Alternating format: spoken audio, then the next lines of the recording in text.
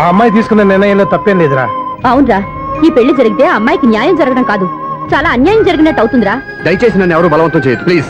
Thanks బాబు, ఆలస్యంగానైనా ఈ పెళ్లి ఒప్పుకున్నావు. నేను ఎప్పుడు ఒప్పుకున్నాను?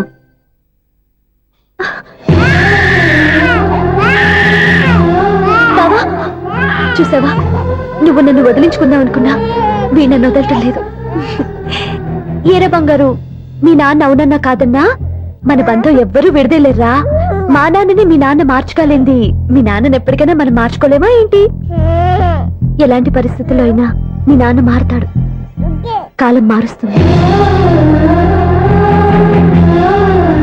నువ్వు కరెంట్ బిల్ సార్. చెత్త కోసం వచ్చావా? కాదు సార్, కరెంట్ బిల్లు.